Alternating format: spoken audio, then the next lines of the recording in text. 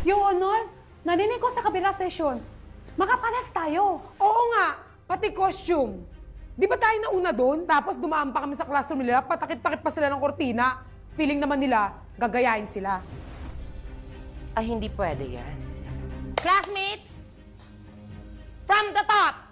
Maximize your voice at iparinig natin sa kanila yung sariling atin. Dapat sila yung mag-adjust. 1, 2, 3, go! Right up, tapos... Yes, narinig niyo yun? Hala, chant natin yun ah. Oo nga.